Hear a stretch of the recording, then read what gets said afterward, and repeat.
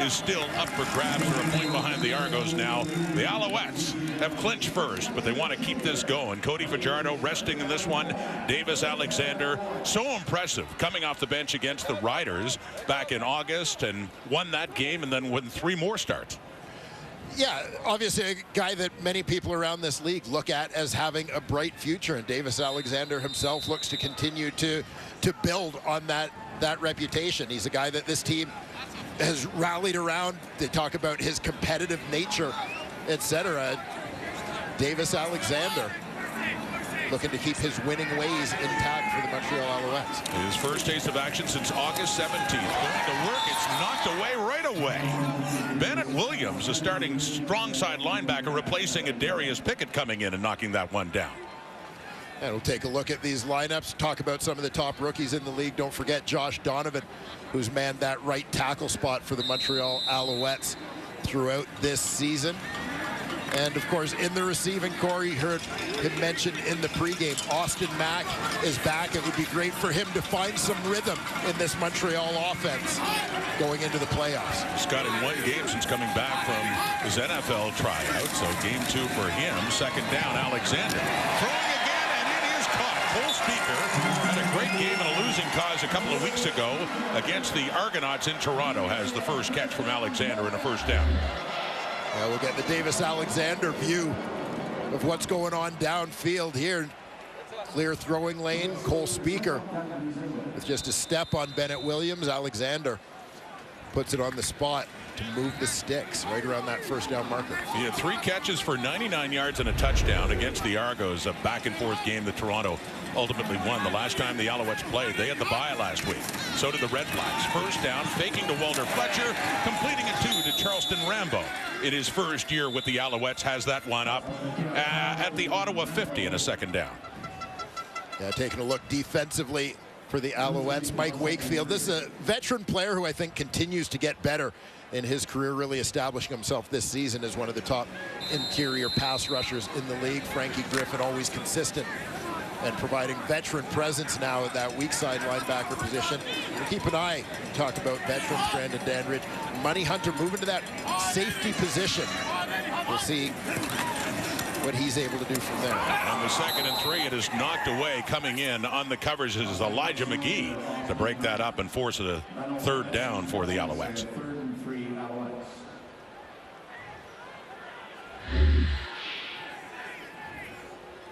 You've got McGee playing inside leverage on Austin Mack already. Max just sits it down.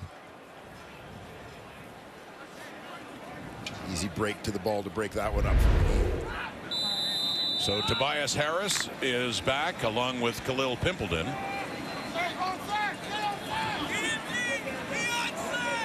Each going outside the numbers in either side of the field for this punt by Joseph Zeman. And it is going McGee's way, but it's out of bounds. A flag comes out. It can't go out of bounds outside. So you'll have an emergency pizza. A free pizza when you need it most. There you go. Thank you. You're welcome. Enjoy.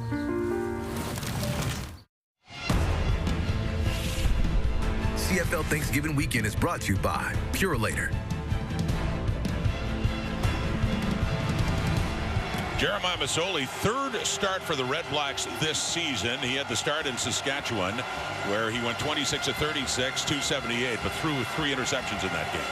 Yeah, and I think when you look a little bit at Masoli's touchdown interception ratio, a little bit skewed by the circumstances in which he has come in at times, trying to make something happen late in that Hamilton game, trying to push the ball down the field, taking some chances, etc. But certainly a veteran guy you can count on.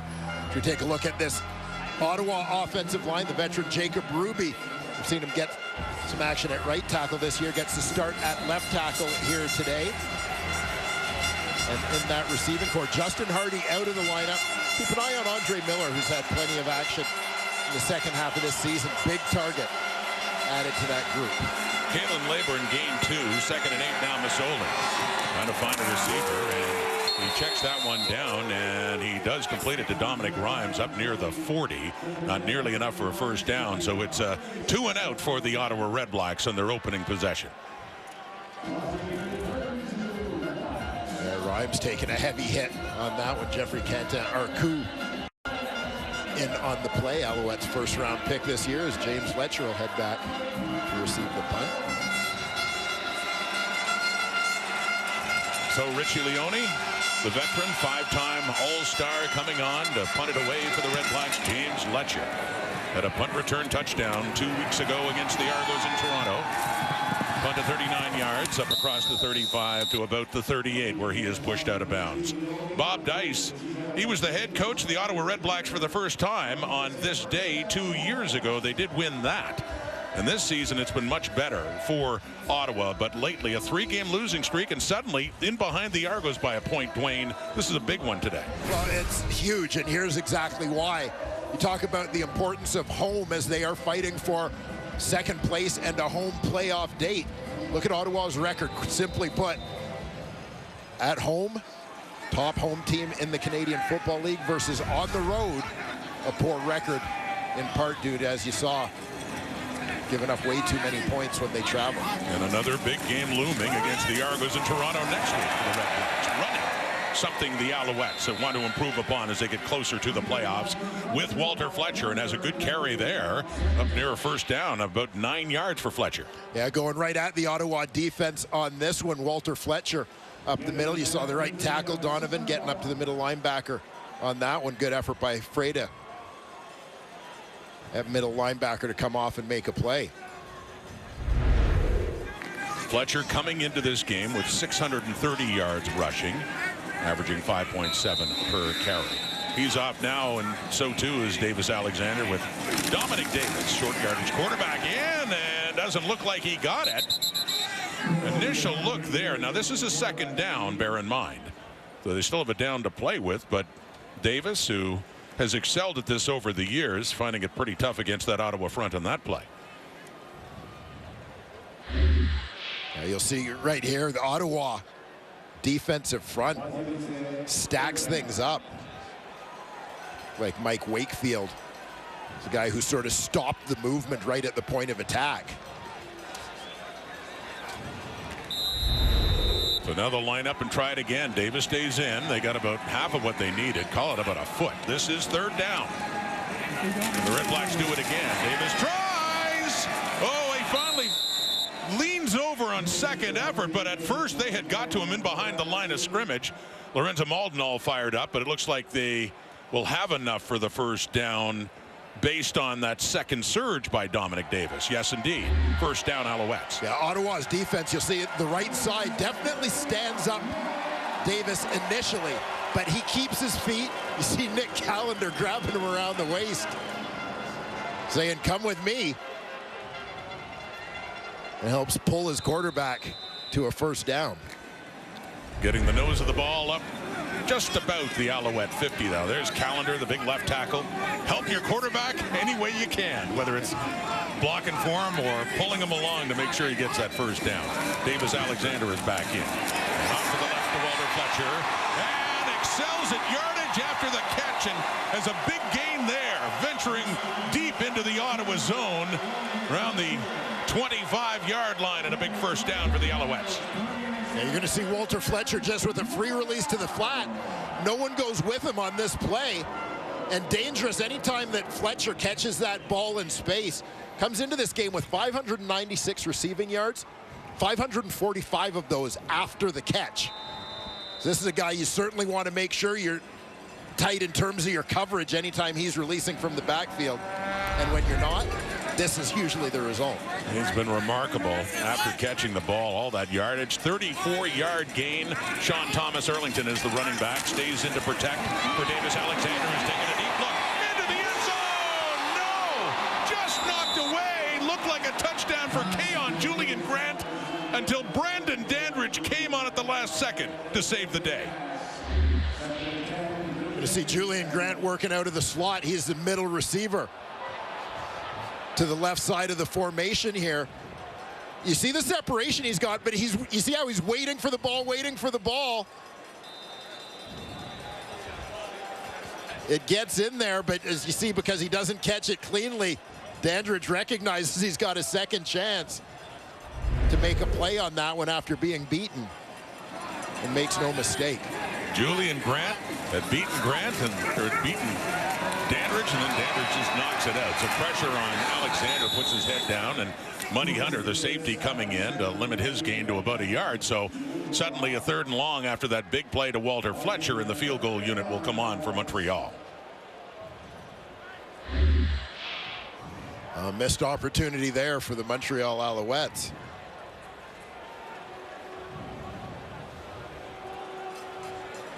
That time Ottawa doing a good job bottling up the Alouettes QB.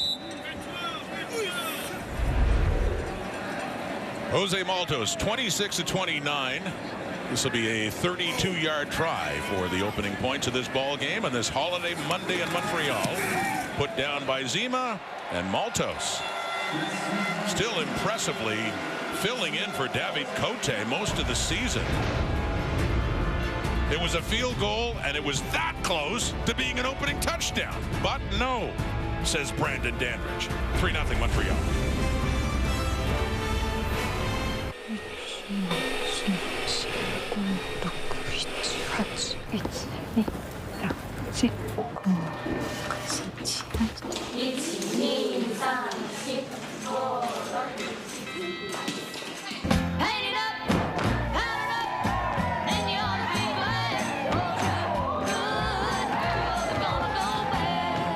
You were made to chase your passions. We were made to put them in a package. Fresh cup fries, beefy chili, delicious sour cream and cheese sauce. Now stay humble with a real bacon crumble and fresh green onion. Give your taste buds something to sitting this game out, but congratulations to the Fajardos. Cody's working on that right arm with him already. Notice that? Got Luca and Kean now. That's Kalen Leyburn. And up around the 45 on this next possession for the Red Blacks against this Alouette defense, Dwayne. Yeah, Jordan Dominic will get the start at defensive end this week. Group looking to get after Jeremiah Masoli a little bit. The linebacking court. Can't say enough about the season put together by Tyrese Beverett. A productive year for Deontay Ruffin, leading the way with 5 picks on the back end. Dustin Crum is in at quarterback on this 2nd and 5. A flag comes out after he catches the snap. It does not have enough for a first down, so interesting twist here on a 2nd down play on the 2nd possession for the Red Blacks with Crum in instead of Masoli. Mixing things up a little bit, and obviously some package things you can do with Crum and his running ability. Offside. Montreal number 99. That result in a first down. And it works out for the Red Blacks. They didn't have enough for the first down, but Antonio Moultrie is called on the offside, so that will be enough to move the sticks, get it up to the Red Black 50. And Dustin Crum is staying in, so it does make you wonder what's going on with Jeremiah Masoli, having just worked one previous series to start this game. Crum, who has several starts from last year when Masoli and others were injured. And quickly off to the right.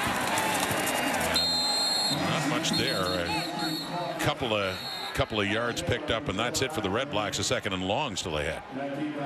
Now Masoli is coming back on. And we've seen teams in the past, not as much this season, but at times where you have a short yardage quarterback, kind of a package guy, however you want to label that, where you'll bring him in not just for one play at a time or just for one 2nd down plunge or whatever the case may be, but just to mix things up and stay in for plays afterwards, keep the defense off balance a little bit.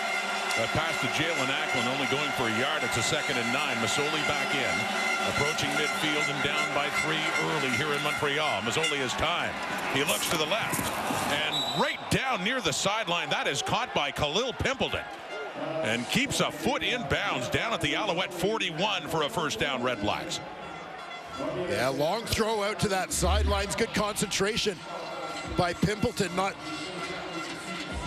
to step out of bounds while focusing on the football, aware of his surroundings, sort of drags the feet.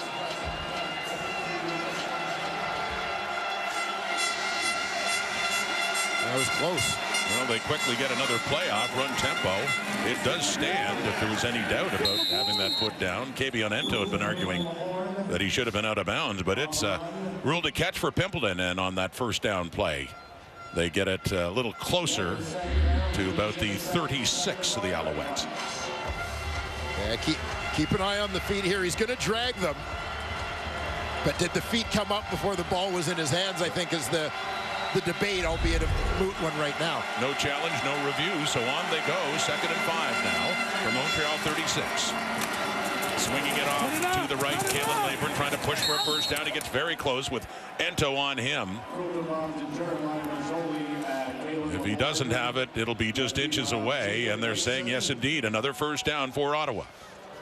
And Leyburn, of course, took over that starting running back spot with the release of Rock Armstead at mid-season.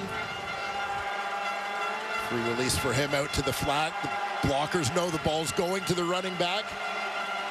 Doing a good job getting in front. You saw big Nick Mardner there getting things blocked up. Crowd picking up here at Molson Stadium. Nose of the ball down to the Alouette 30. REDBLACKS in scoring position. Going right side with Leyburn. Looks like he's picked up another 5 yards down to the 25. And Leyburn playing in his 5th CFL game. Well, we've talked about this in the past. When you look at the Montreal Alouettes records and the games that they've lost this season, quite frankly, one of the keys is not letting Montreal get out in front of you. Montreal is great, can do all their things defensively that are so aggressive, give offenses a lot of trouble when they play with a lead. But it changes the equation a little bit when you keep things closer, get ahead of them.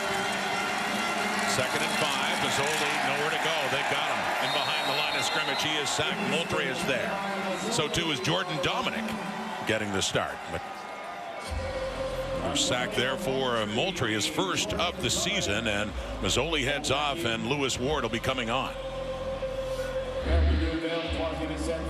And you'll see Moultrie, number 99, working as a D-end here in a 3-man front. He's starting at defensive end. Flatbread pizza, and for a limited time, get 2 flatbread pizzas for only $12. It's time for Tim's. It was back in week 8 here in Montreal. The Owls trailing the Saskatchewan Roughriders. Second half, Davis Alexander came on, led 2 touchdown drives, and ultimately led to the Alouette victory. Let's head down to the field and say hello to Kenzie Lalonde.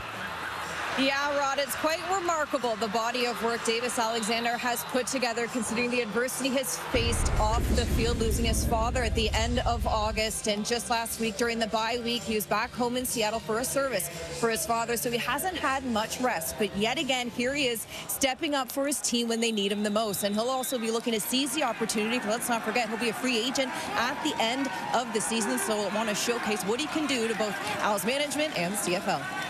Thank you, Kenzie. His dad, Jeet said, so proud of him for what he did and lived to see it, and getting 3 starts afterwards, and just how difficult it is for that young man, age 25, to lose his father at such an early age. And the first time Davis Alexander is back playing again.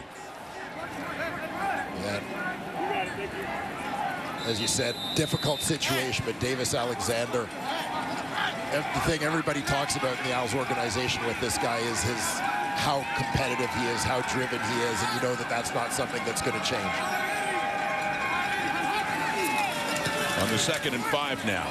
Throwing, it's caught, it's a first down, and it's Austin Mack, their top receiver last year in the 2nd game this year. We asked Jason Moss, is Davis Alexander ready to be a starting quarterback in the CFL? In my opinion, yes. I mean, I think, you know, when you look at it's a small sample size, but the sample size that he's accrued right now, I mean, it's successful. And he does a lot of things that starters do in this league. He prepares a certain way when given opportunities and makes things happen.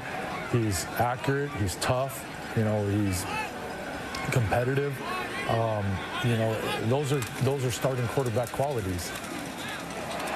Goes to the ground here with Walter Fletcher. With a good pickup by Fletcher at a big catch and run, 34 yards for the Alouettes in their previous possession. But yeah, Davis Alexander, so impressive against the Riders here in the comeback, and then winning his next 3 starts, 2 over Hamilton, and then another one in Saskatchewan.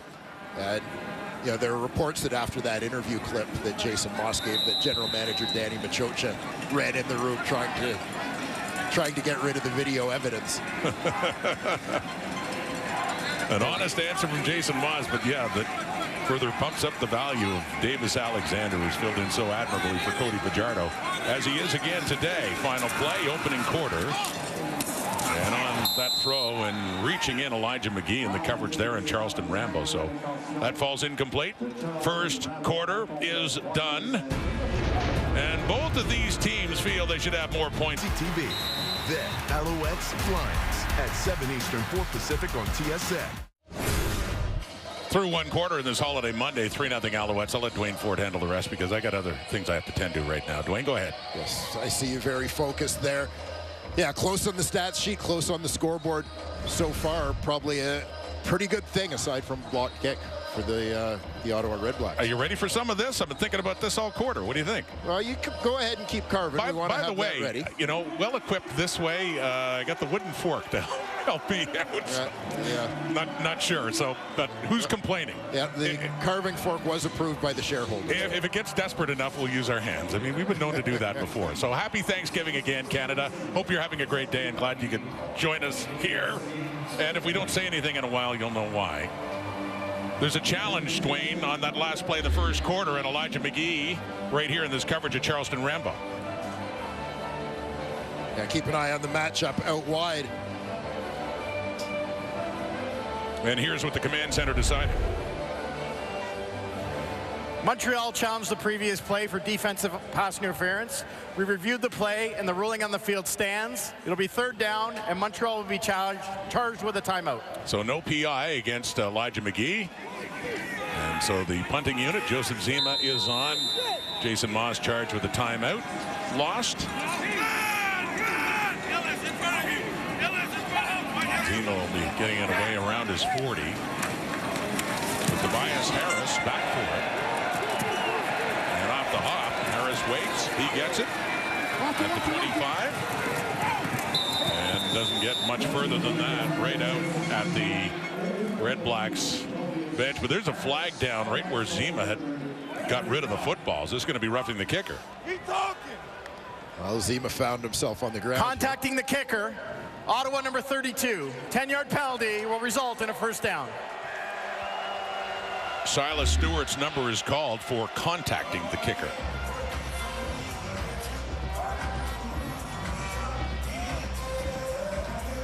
We saw Stewart with the flyby grazing Zima as his legs still in the air on the follow-through.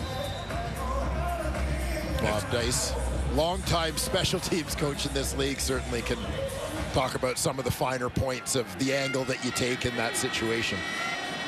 So instead of Ottawa football, it'll stay in the hands of the Alouettes inside the REDBLACKS 50 now, looking to add to the 3-point lead. Play action fake. Davis Alexander. He takes off, and he's known to run, but this time he does toss it, and he completes it nicely too. To Austin Mack, who gets it down, and a late flag too. A couple of flags coming out right around the REDBLACK 15 after that 1st down, and nice play by Davis Alexander when it looked like he'd be running to toss it off. Yeah, the thing that impressed me on this play is you're going to see Davis Alexander running directly towards the sideline here as he's looking to try and break contain. His shoulders are facing the sideline, but the way that he adjusts both his feet and his shoulders to make sure he can make an accurate throw. We have 2 fouls on the play, both on Ottawa number 4. Face mask and a late hit out of bounds. We'll go half to the distance twice. Be 1st down. So a gain of 26, and then those penalties on Money Hunter getting the start at safety today. And that'll push them right down around the 10-yard line. Yeah, so you'll see the grab here first. I mean, you can make an argument on the stiff arm for face mask both ways, but Hunter getting called for both, and then for the over-enthusiastic finish into that signage on the sidelines. So actually put down at the Ottawa 6, 1st and goal, a 42-yard difference on that play for the Alouettes. You add up the pass to Austin Mack and the penalties as well. Here we go, Alouettes. Taking to Walter Fletcher. Davis Alexander keeps it! Touchdown! He took a hit down around the 1, and he pushed it through his first start since week 11. And Davis Alexander picks up the TD. Yeah, you remember that fire and competitiveness of Davis Alexander that we talked about? Watch the way he finishes this run. Knows he's going to get whacked. He'll take that hit and come up talking about it. And there was a flag thrown, Dwayne, in the end zone after that. Yeah, I actually suspect it may have been against Alexander for the way he popped up and went after Money Hunter. 7 plays. After the touchdown, we have a 10-yard misconduct. Ottawa, number 32. The penalty will be applied on the kickoff. So instead, it goes against the REDBLACKS again after that 7-play, 76-yard drive. They called it on 32, Silas Stewart. A rough drive for him, to say the least. It was his penalty, contacting the kicker, that extended this Alouette drive that ended up with this, the touchdown and the point after by Jose Maltos. For price, any make, any year, any budget, and walk away with a great deal. The answer is Auto Trader. CFL and TSN will be back Friday night. Tim Hortons Field in Hamilton. The Stampeders, Reggie Begelton, taking on his old quarterback, Bo Levi Mitchell. Mitchell faced the Stamps at McMahon to start the season. So he meets them again at his home park. Friday Night Football, 7 Eastern, 4 Pacific. Week 20 of 21 on TSN. There's Davis Alexander getting his 4th start. There was a penalty against Silas Stewart on that touchdown by Alexander that put them up 10-0. And that'll be applied on this kickoff now as it's from the 40 for Jose Maltos. REDBLACKS. Tobias Harris on the return. 25, 30, 35, up close to the 40. Good return, Harris. And a game the REDBLACKS are needing to win to get ahead of Toronto again in the race for second place in a home playoff date. We know Bob Dice and the REDBLACKS will play the Argos. During the return, holding, Ottawa number 21. 10-yard penalty, first down. 4 straight penalties, REDBLACKS, Dwayne, and we're talking about the team with more penalties than any other team in the CFL. Yeah, and obviously pretty critical penalties. One right here, Silas Stewart grazing the kicker, Jonathan Zima, charged with contacting the kicker. That keeps the drive alive. They had the defense off the field.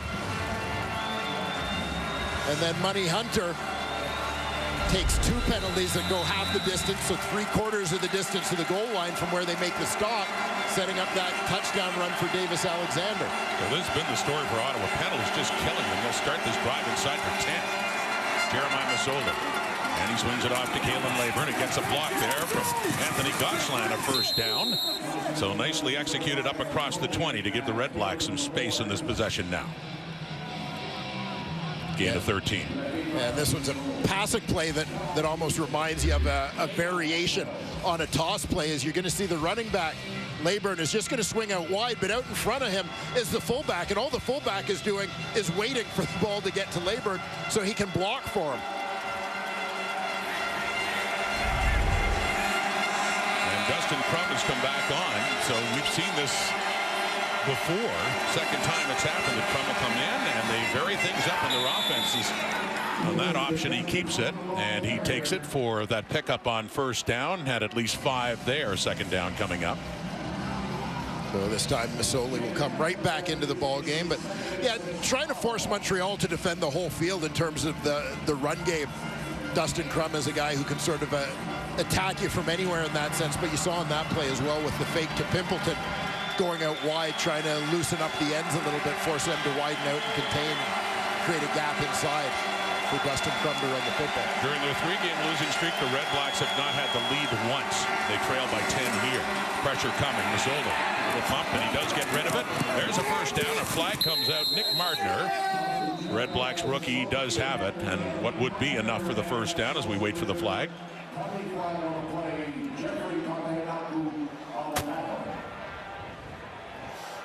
Did I say before this play the penalties are killing the REDBLACKS on what would be a first down for Ottawa? Holding, Ottawa number 54.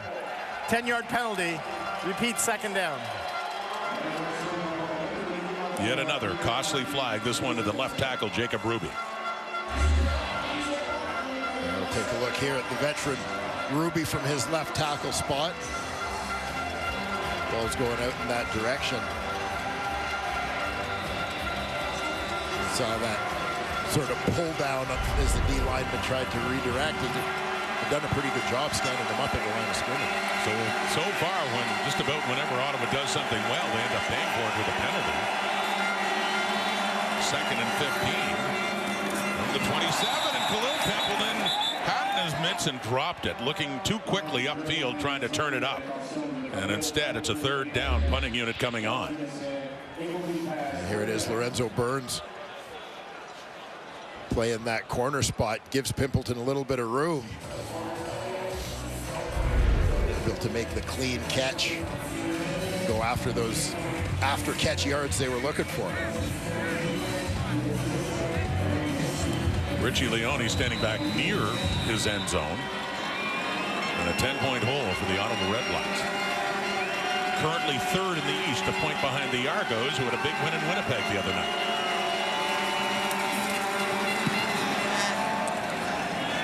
James Letcher just inside the Alouette 45.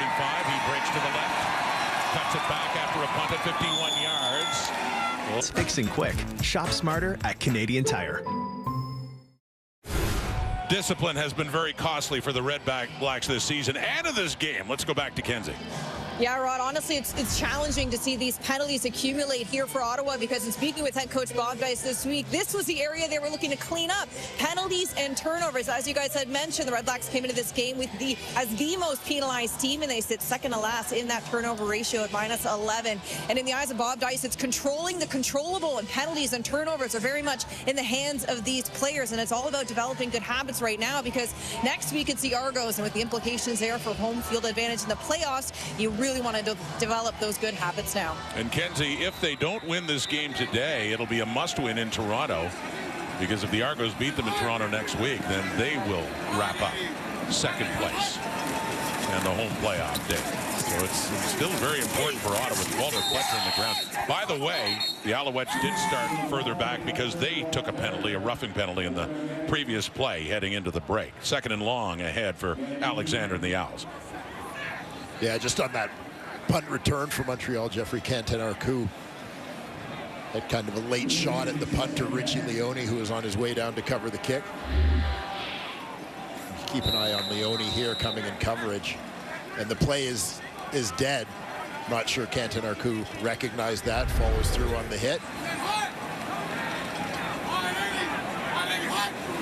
No gain, 2nd and 10, Alexander. Flushed out, Lorenzo Malton chasing him, and he takes off.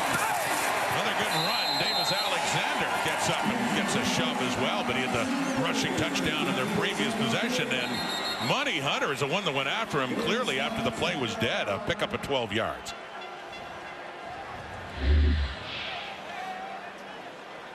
Well, Davis Alexander hurting Ottawa in this ball game already with his legs, having run for a touchdown. Here picking up that 1st down on the move.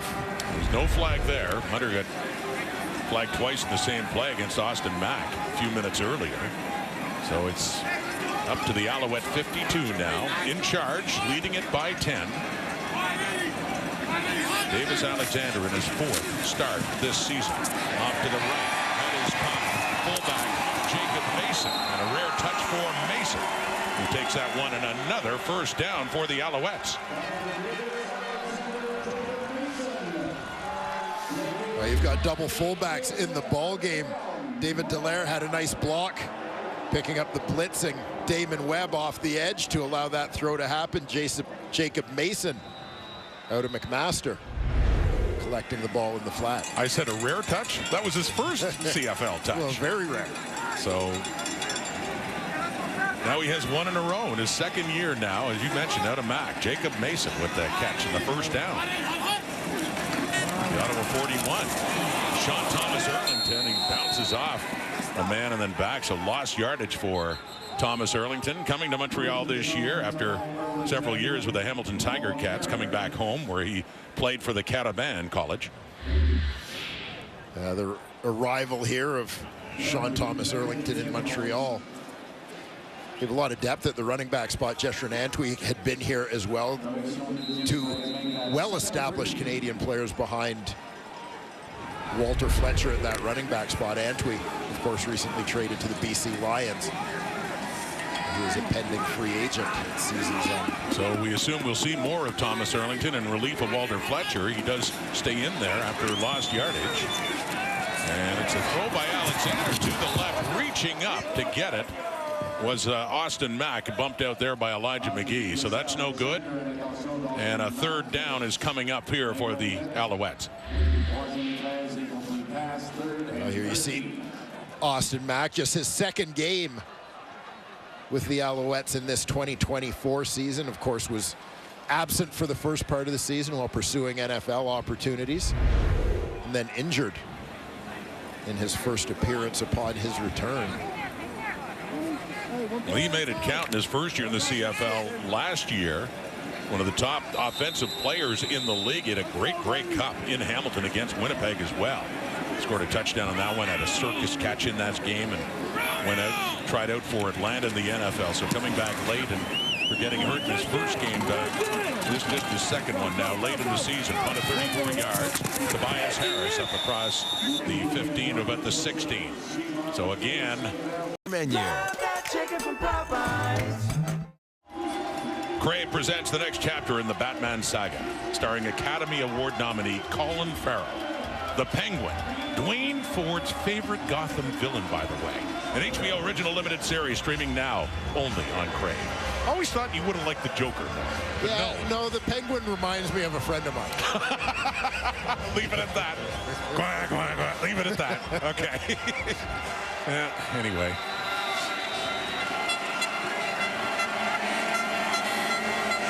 I kind of like the Riddler myself. 1st and 10, Ottawa 16, REDBLACKS fighting to get it to the 20 now is Kalen Laburn, the ball carrier. As Dwayne mentioned, coming in after they let go Raquel Armstead, who later went to the Saskatchewan Roughriders. Laburn played his college ball at Marshall.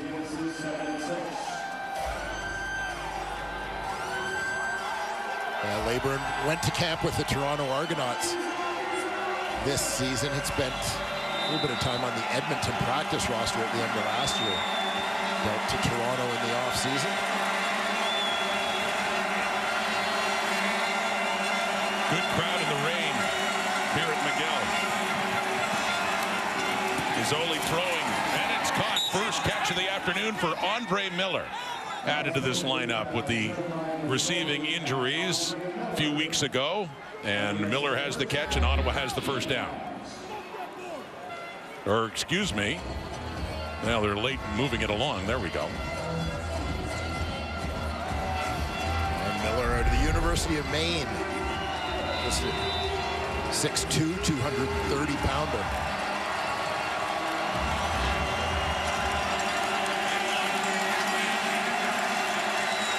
They bring it up, mark it at the 29, a 1st and 10 for the REDBLACKS. Mardner in motion to the left, and then going back to the right. Two receivers out to the left, looking that way is Mazzoli. Belts it off, nearly picked off. A flag is out. Jeffrey Cantar-Coup, the Alouette rookie, had a shot at the ball and nothing but daylight ahead had he been able to catch it. But as said, there is a flag on that play just right around that area. Yeah, with all the movement before the play, I suspect Ottawa may have had a formation issue here. Procedure, no end, Ottawa. That penalty is declined, 2nd down. Right you are. No end, the REDBLACKS, and tack on another penalty for Ottawa. Yeah, Cantar-Coup right on the right side of your screen recognizes the back is releasing to the flat, and he just slips into that passing lane underneath. The great pick this guy has proven to be for the Alouettes. Great pick, who nearly had a pick. Taken in the 1st round, 9th overall by Montreal in the most recent draft. Jeffrey Cantar-Coup, so 2nd and 10 at the Ottawa 29. Mazzoli flushed out to the right, directing traffic, takes off, and he gets pushed by Dominic in from behind, just out of bounds, just shy of a first down. Nearly got there.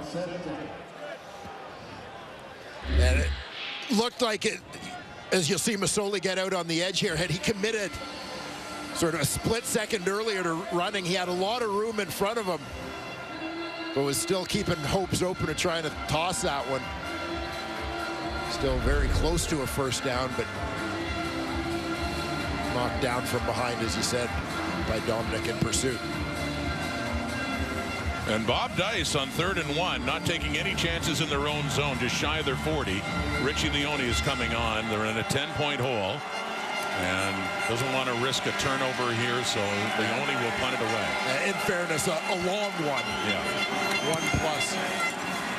Low driving punt into the rain, taken by James Letcher at the 30. Letcher, 45. He's got something going. Here comes Letcher inside the 40. And the 35, Adrian Fry, the last one, getting him out of bounds with Letcher. As mentioned at the big 100-yard punt return touchdown against the Argos in his last game has put the Alouettes in business now.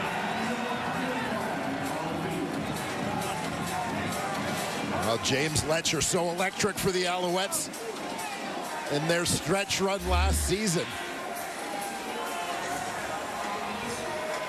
Picking up a little bit of steam here. Great return as he gets to the sideline. Well into Ottawa territory, and I suspect after the play, we have a 15-yard misconduct foul on Ottawa number 48. Wow. First down. Just keeps going. Gary Johnson that time. And even before the penalty, it was a 45-yard punt and a 46-yard return. Now you can tack on some penalty yards for Montreal.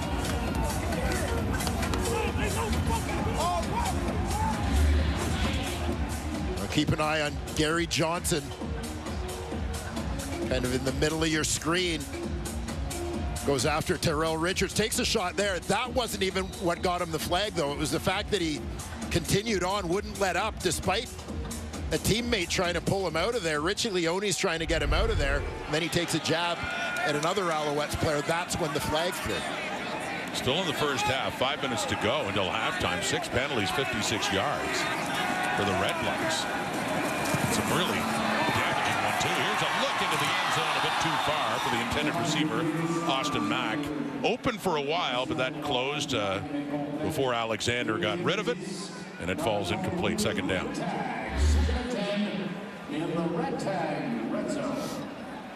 Yeah, this one ends up being a bit of a dangerous throw. You see Mack at the top of your screen has some separation, but not a great throw there from Alexander. That one gets away from him. Nice route. The defender, Lamont, has time to close on him as the ball sails long. Austin Mack, who has 2 catches so far in this game for 34 yards. Here's 2nd and 10. Look into the end zone again. Coverage is there. Nearly intercepted by Hunter, the ex-Alouette. And because of injury, hasn't played much for Ottawa this year and nearly had a pick with Cole Speaker, the intended target. Davis Alexander going vertical here.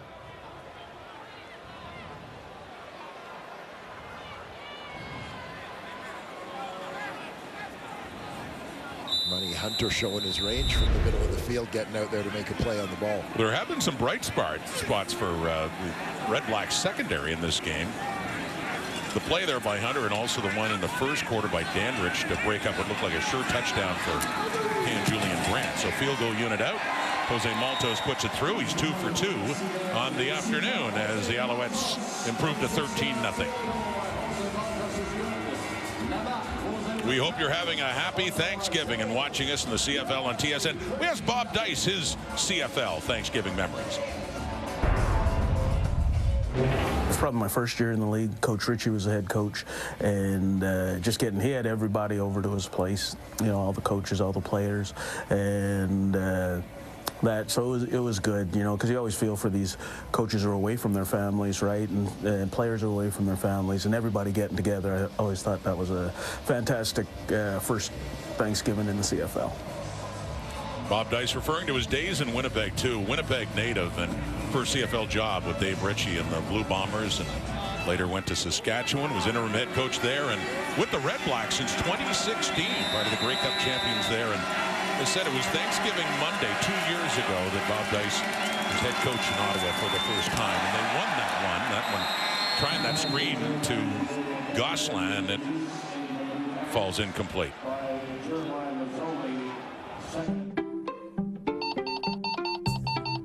Shop over 1,000 new deals every week at Canadian Tire. Jacob Ruby, they had to juggle things with the injury to Dino Boyd, and Ruby, who was normally playing on the right side of the line and at guard, moved over to get the start at left tackle. Jacob Ruby's the kind of guy you love to have as your sixth lineman because of that versatility. 2nd and 10, throwing and not caught. In and out of the hands of Khalil Pimpleton, down low. Would have been shy again by at least a yard of a first down. And instead, punting unit comes on again for Ottawa. And you see in the Montreal defense, as I talked earlier, playing with a lead, making things very difficult on Jeremiah Masoli and the Ottawa O as they try to get a little bit of traction in this ball game. They're great with the lead. The Red Blacks, mentioned the last 3 games, not so good after falling behind, and they haven't had a lead in this 3-game losing streak. Punt of 48 yards. Letcher goes down. The Red Blacks clinching a playoff spot last week, or 2 weeks ago, excuse me, despite a loss, as Davis Alexander comes on. 6 of 13, 103, and has scored a touchdown on the ground.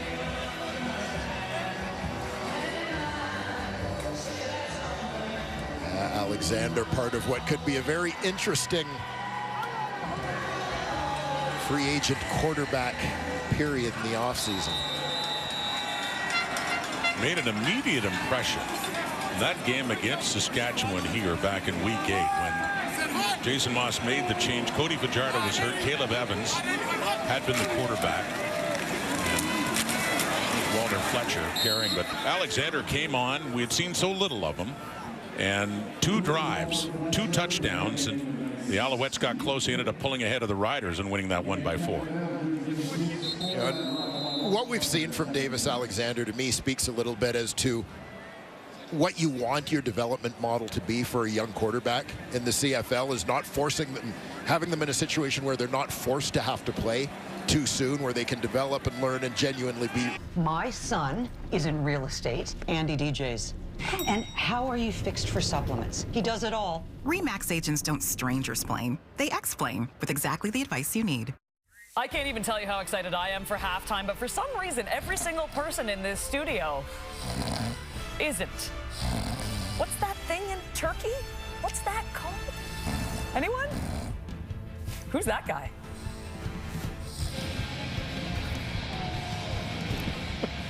Tryptophan, Kate.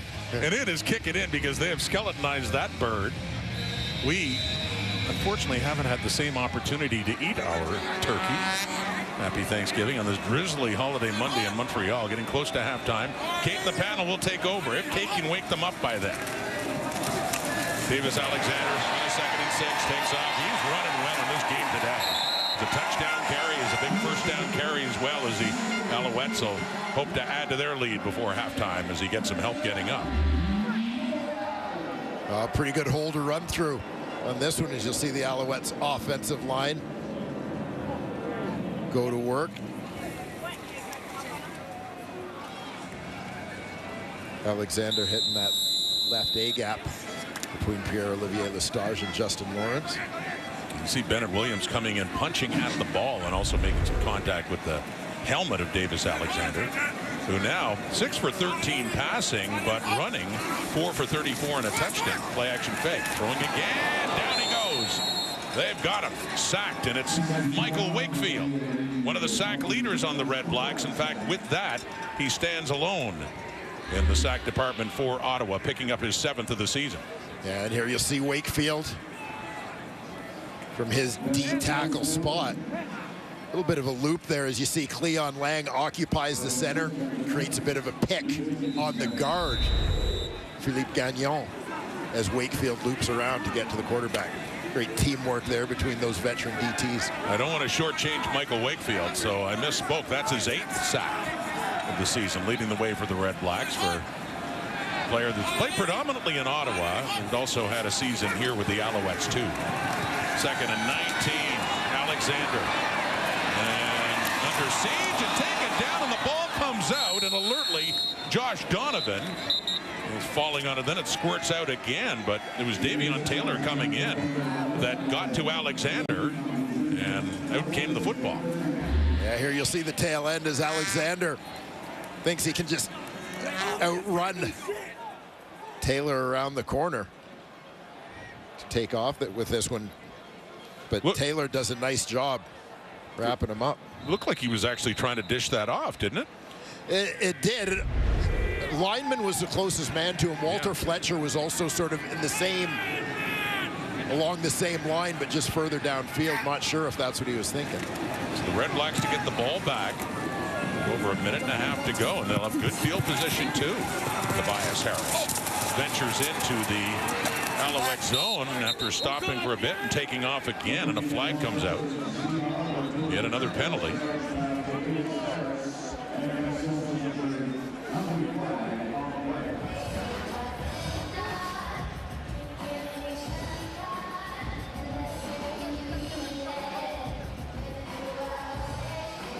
Another penalty against the Ottawa Red Blacks.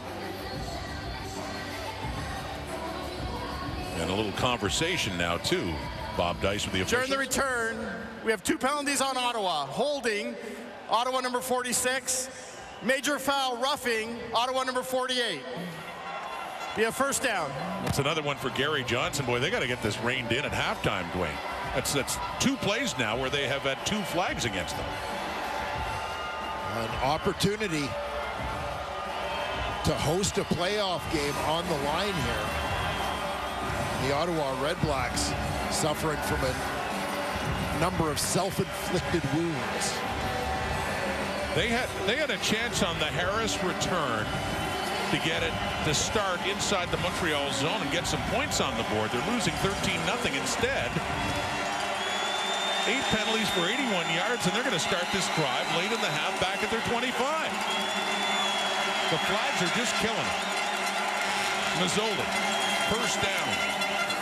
And the sweep, Pimpleton, who was pinned down there by Isaac Adeyemi Berglund after a pickup of 5. Adeyemi Berglund has been a nice addition for the Montreal Alouettes this season. The former Calgary Stampeder first-round pick, 3rd overall back in 2020, now in his 4th year. Dartmouth, Nova Scotia native. 9 tackles for loss this season to lead the Alouettes. Adeyemi Berglund and Derek Wigan, a couple of free agents who left the Calgary Stampeders and signed on the Alouettes. Defense coached by Noel Thorpe. Rolling to the right is Mazzoli. Gets rid of it. Right down near the first down marker, but no, Mardner got the ball, but he's out of bounds. Incomplete pass. And that's it again for the Red Blacks. 1:02 in the clock till halftime. Well, you see Mardner right along that sideline, but unable to haul that one in. Does not hang on to it and feet out of bounds. Well for Nick Mardner.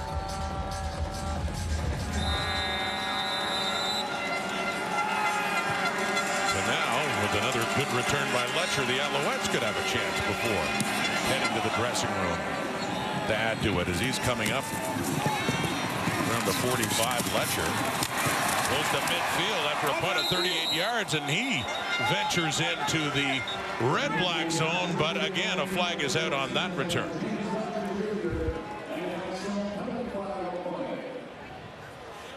During the return, holding, Montreal number 82, 10-yard penalty, first down. I'm sure Ottawa's happy to see a flag go against the other guys for a change, and that does push the Alouettes back a bit down to their 40. Kate, Matt, Jim, Enoch. Kate is awake. We do have evidence of that. but the tryptophan had kicked in for the other 3. So this could be a very short halftime. We'll see. We'll look forward to their happy Thanksgiving to them as well. Back in the studio to everyone, and look forward to hearing their thoughts on this game so far.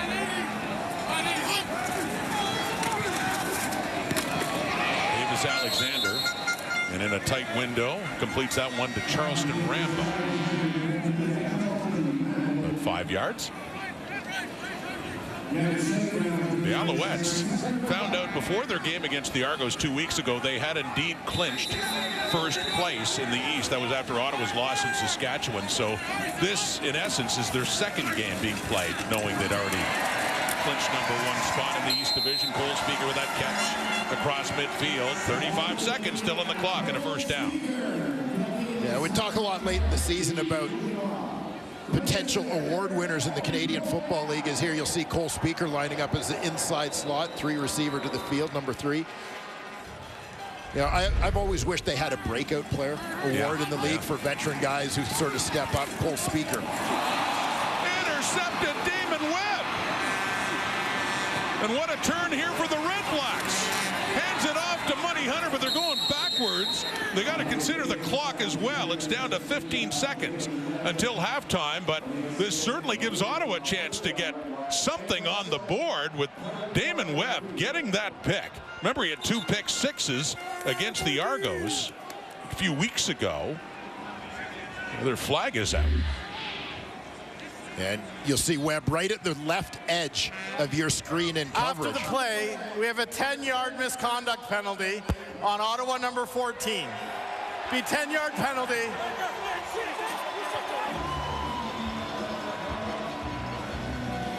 Wow, whenever Ottawa does something well, there's always a penalty to ruin things for them on a good play here by Webb. I mean, they get a gift that essentially gives them a chance to get points going in at halftime. I mean, the look on Bob Dice's face, that look of exasperation, says it all. It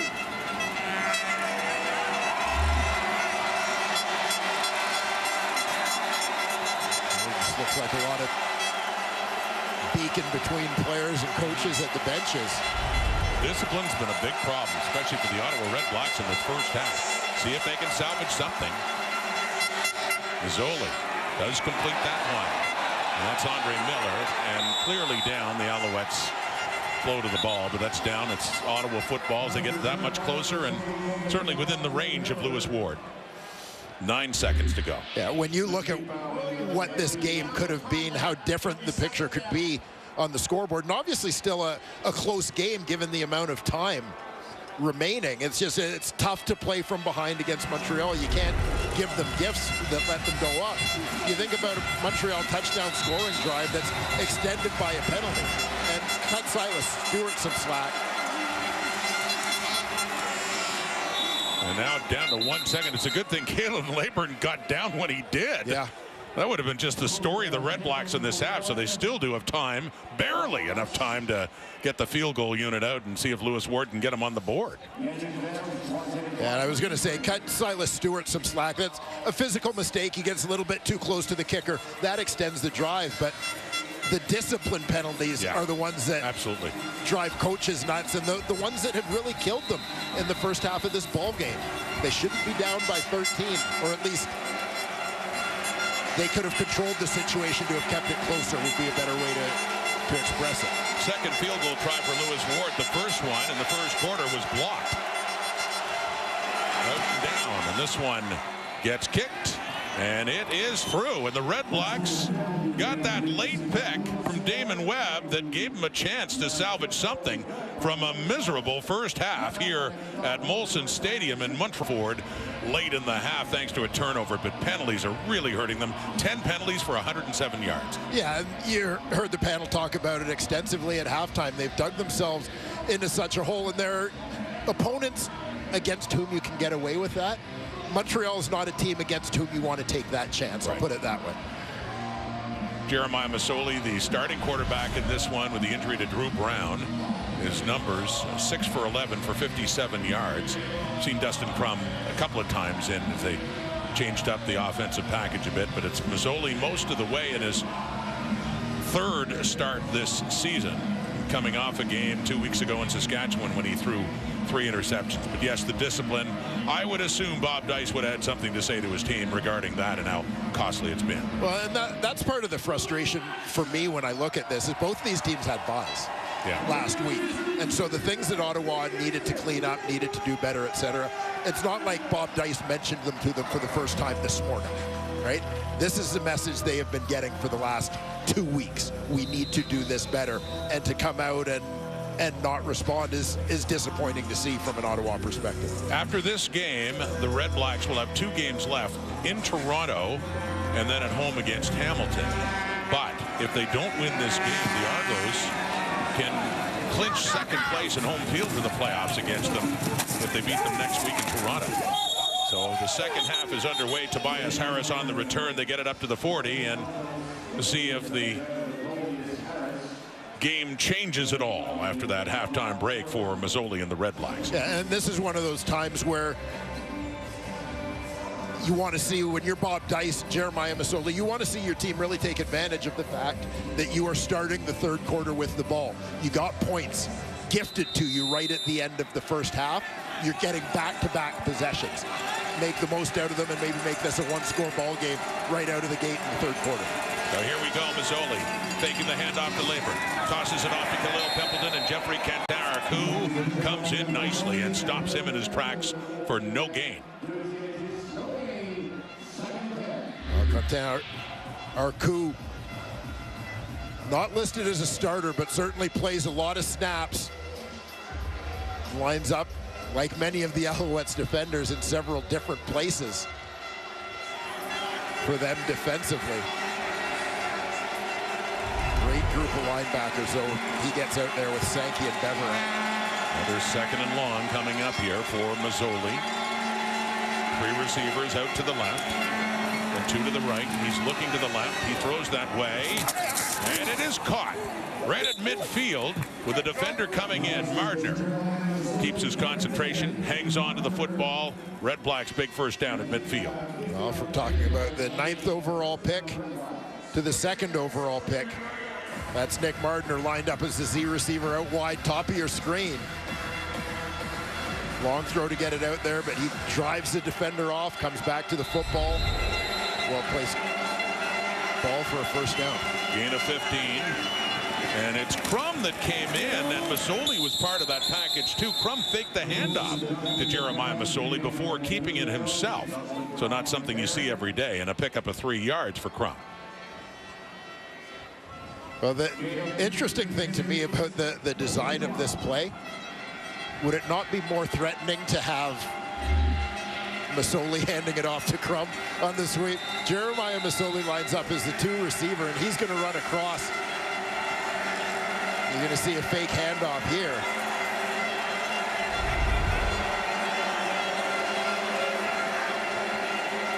Second and 7.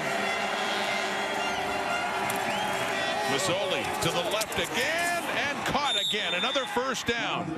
Nice pass there by Mazzoli, who goes this time to Andre Miller as they quickly move down the field.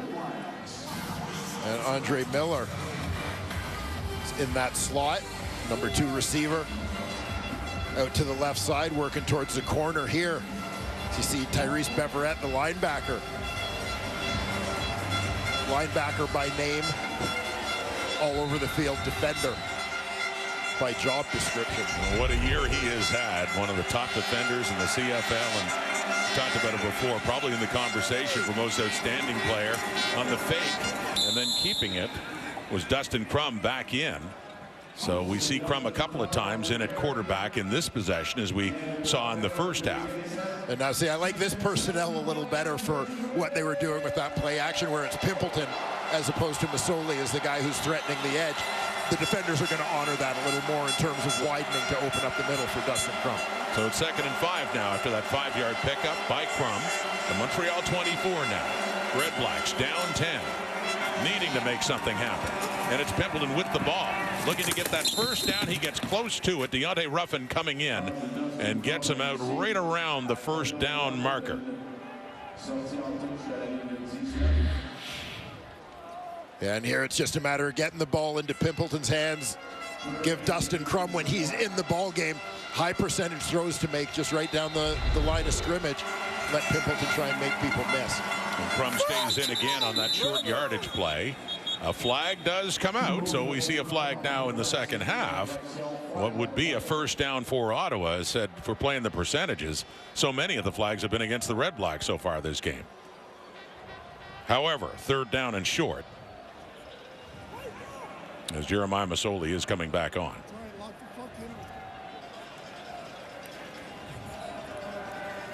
We have 2 penalties on Montreal. Offside, that penalty be declined.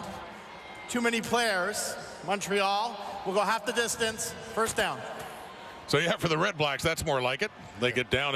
It's not a penalty costing them in a significant moment, as they're threatening now, and threatening even more thanks to the penalties against Montreal. Perhaps a sign that not just the Red Blacks are getting the message, perhaps the tide turning here a little bit for Ottawa. It's a first and goal. It's right inside the 10 for the Ottawa Red Blacks. No touchdown yet this game. Masoli. He tried to dump it off to Pimpleton. Coverage was there, and that play got a little messed up at the end, and it's a second down and goal for Ottawa now. Yeah, Montreal had this well defended all the way. A couple of receivers out to that left side.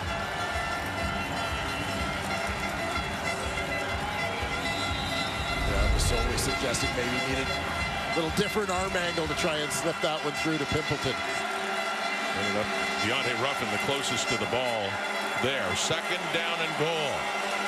Ottawa, early second half, but sure they're thinking they need to find the end zone. Here's a look for it right now. Nearly intercepted. Closest to it was Kavion Ento of the Alouettes. The intended target, Dominic Rhymes, but that one off target and nearly an interception. Third and goal coming up. Yeah, Rhymes is going to be lined up on the ball here. He's working towards the corner. Nick Mardner has the shorter route to that side. Or, excuse me, Acklin went flat, but the overthrow to Rhymes kind of lands in no man's land. So now a 17-yard field goal try for Lewis Ward, 1 for 2. First try was blocked, and then at the end of the half he got one, and there's 3 more points on the board for Ottawa.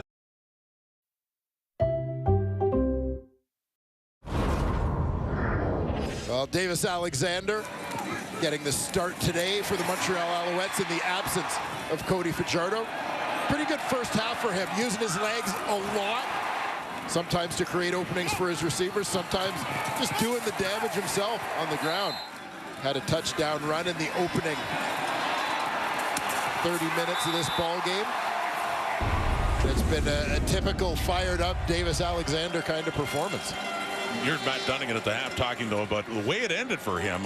You're taking a couple of hits and then throwing that ball that wasn't close to a receiver that got intercepted. But you're right, overall, especially with his running ability, too, was a solid first half, certainly. They led it 13-3. It's now 13-6, handing off to Walter Fletcher, going nowhere. Bennett Williams, the strong side linebacker, in for a Darius Pickett, who is out for the season, coming in to make the tackle. Yeah, Montreal starting this second half trying to run the rock a little bit with Walter Fletcher. Williams, as you mentioned, a guy who made some starts in the secondary earlier in the season as they got healthier on the back end, found himself playing a little more on special teams, but stepping in. Big shoes to fill in the absence of Darius Pickett. The Red Blacks missing Pickett for the season, missing Javon Santos-Knox, a veteran little linebacker. There's a sack coming in, and this time it's Lorenzo Molden. Get his 7th sack of the season. Michael Wakefield had his 8th sack of the season to tie for the lead earlier. That was back in the first half, but they get to him again. Lorenzo Molden, 2 years ago, the CFL's most outstanding defensive player and sacks leader. Comes up with a big one here as Ottawa looking to keep the momentum going to start this third quarter. So much better start for the Red Blacks. They go down, they get the field goal. Their defense stops them here. Zima with the punt, so Ottawa to get the ball back. Here's Tobias Harris off the hop. just stops right at the 35. He backtracks after a punt of 44, finds himself some space. 45, 50, midfield and more.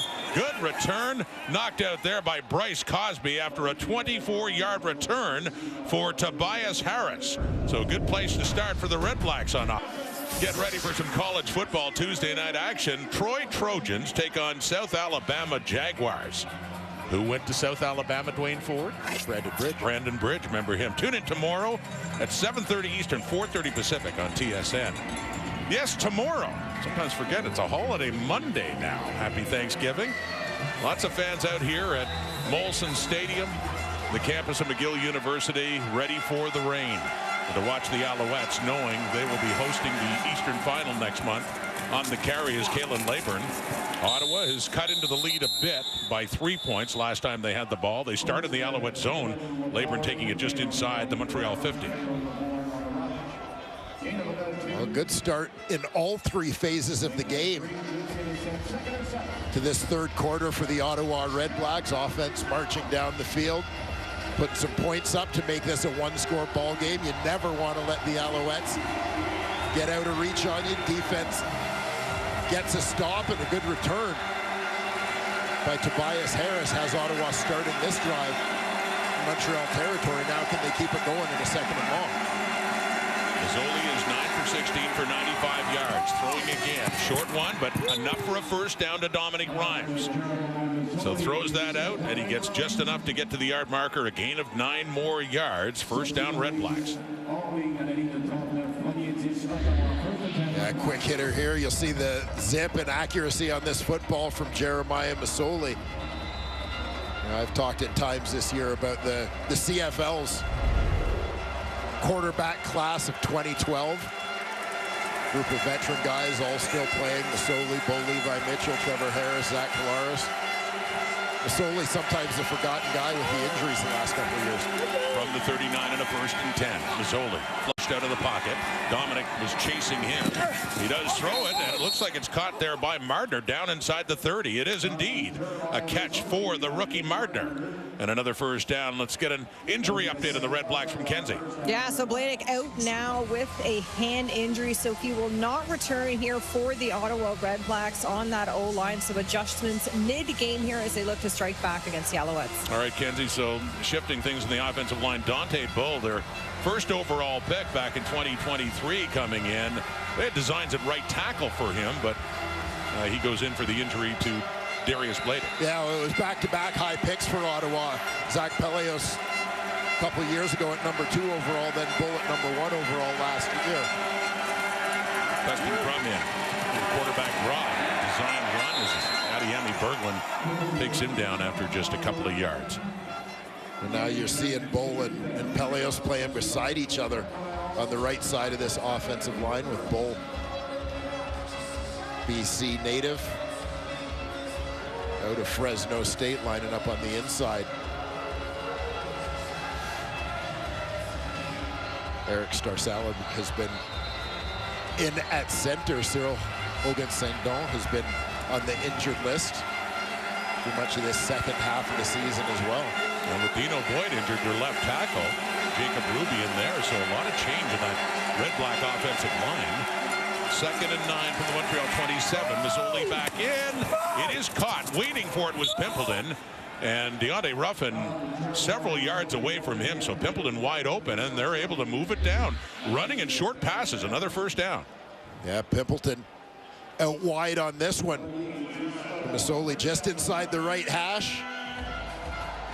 Zips it out there. You see the coverage drops off completely. Tons of room for Pimpleton.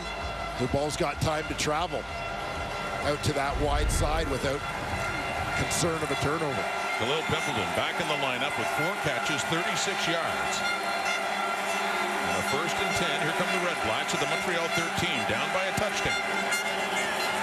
Mazzoli wanted to dump it off to Leyburn, who hadn't been looking, and finally looked like he was just turning around at the last moment, but not able to turn around enough to get the ball. You could tell Mazzoli was trying to get it to him. Yeah, you're going to see Leyburn, who's to the left of your screen, comes across the formation on his way out to the flat, And it was just that angle. He kind of knew that the ball might be coming as Masoli was rolling his way, but he went from looking over his left shoulder to looking over his right shoulder in that split second where his back was turned. He couldn't track the football. He had some space ahead of him, too, if they could have connected. So it's a 2nd and 10 at the Montreal 13 now. Pressure coming. Masoli wide open as Martner. First down! And can't get the touchdown, but he does get close. Just a few yards shy. We have a 1st and goal coming up for the Ottawa REDBLACKS. This will be fascinating to see who the penalty Because is we on. have a late flag out. You saw the reaction by Martner. Is that going to cost them? And that on this day would be typical. Martner had the catch. He had it down inside the 5, and he got pushed back. He reacted, and a flag came out.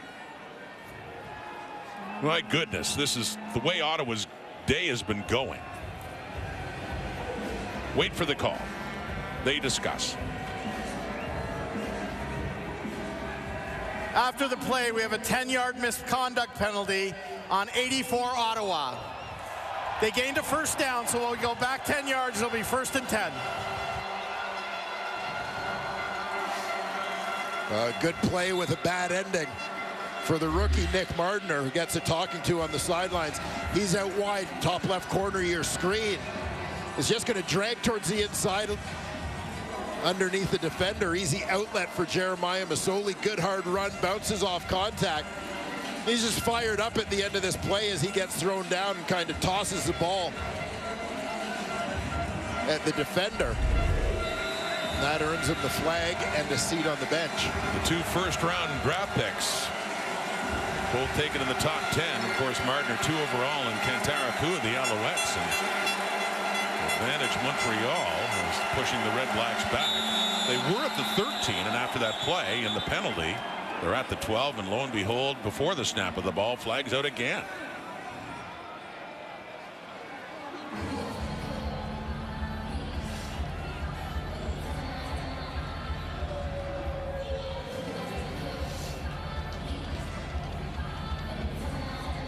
You saw Bob Dice talking to Nick Martner on the sideline. Offside. Montreal number 91. 5-yard penalty. Remains 1st down. So they get Isaac Adeyemi Berglund on that offside. So this time the penalty against the Alouettes. Yeah, defensive end moving early.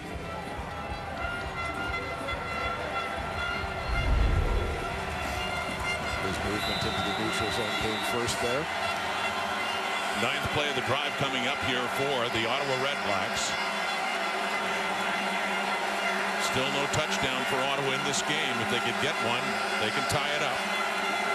Past the midway point of the 3rd quarter. A look to the end zone. Nobody home. Ruffins the closest. Ackland the closest REDBLACKS receiver, but not close at all to that football. And we get a 2nd down now. Yeah, Masoli under pressure kind of puts this one up, hoping one of his receivers can run to get it. Now, I'm not sure from his perspective. He had 2 receivers at different levels working towards the sidelines. Nobody working towards the middle where he threw the ball. I'm not sure if he expected one of them to take a different route or someone dragging from the other side on a post to get there. Still 3rd quarter, but this is a big 2nd down and 5 coming up for the REDBLACKS. Who before a penalty looked like they had 1st and goal. Masoli, they run into the end zone, knocked away. It was intended for Miller. Wesley Sutton was there. Sutton makes the play just as Miller was going up, looking for the touchdown. 3rd down and 5 coming up for Ottawa. A well-timed jump here for Wesley Sutton to get a piece of this one. Nice job by Masoli, who's always been so good, kind of throwing on the move in different directions, leaning back. That timing to lay it up there. Miller had a shot at it, but Wesley Sutton comes underneath to make the play. Another short attempt here for Lewis Ward. Is 2 for 3. Prices every day. Cole Speaker, a player on the rise for Montreal, just signed a new contract through 2026. Kenzie? And he comes from his athleticism. Honestly, when you look at his family, Cole is one of 5, all of which grew up playing sports. His 2 sisters went off to dance at college, and his older brother, Jeff, was a hurdler on a Division I scholarship to UND. He ran track with his brother when he was younger, and then the whole Speaker family would work out at their father's military base in their hometown of Brainerd, Minnesota. Chris, Sergeant Marlin at the U.S. Army National Guard, and when speaking with head coach Jason Moss, you can always count on Cole being the most athletic and underrated speed too. It's something not a lot of people talk about, so certainly something to keep an eye on as you're evaluating Speaker's game. And Kenzie, as Dwayne had mentioned, if there was an award for the breakout player of the year, you'd have to consider Cole Speaker. Here's Sean Thomas Earlington, the catch, and then Davion Taylor takes him down. And yeah, definite breakout this season, but look at the playoffs last year and in the Grey Cup. We talked about this before, some of the big catches he had against Winnipeg. Yeah, absolutely. Cole Speaker, a guy who just continues to improve over time. I still remember watching him make his CFL debut late season 2022, got into a game in Toronto. Then obviously started last year as a guy fighting to get on the roster. Injuries gave him an opportunity, made the most of it, and that role, as we've said, just continues to grow this season, and he delivers. After the 5-yard pickup by Thomas Earlington, here's the ball again. He takes the catch, and he runs with it for the first down of the second half of the Alouettes. And what effort after the catch by Sean Thomas Earlington. 12-yard gain. A great effort after the catch for Sean Thomas Earlington here. I don't know if you want to call these yak yards yards after catch or yards after contact, as he keeps fighting off defenders. Get that first down for the Owls. Inside the red black zone in a 1st and 10. And it is Thomas Earlington. This is his drive so far, as he has that carry and another good pickup to set up a 2nd and short for the Alouettes. Thomas Earlington, former 8th-round pick in Hamilton back in 2017. Spent a fair bit of time as Hamilton's starting running back. But moving on this season in free agency, coming home to Montreal, where he played his college football for the Carabins. Winning a championship with Montreal. You saw Walter Fletcher in the sideline getting a break with Thomas Earlington still in there. A 2nd and 3. Back to him again. Well, he gets close to the first down. Not much more, though. Another little second effort trying to push his way to move the sticks for the Alouettes. Yeah, this is a big drive for Montreal. Picking up a couple of first downs, keeping the Ottawa defense on the field. As Ottawa had really kind of taken over the momentum of this game in the 3rd quarter. With that, Dominic Davis comes in, short yardage, and a 3rd down here in inches for the Alouettes. Davis, who was in his 2nd stint with the Alouettes. Before that, he was once a starting quarterback with the Ottawa REDBLACKS. And he easily lunges over and has that 1st down, getting closer around the 42-43 yard line of the REDBLACKS. Alouette drive continues.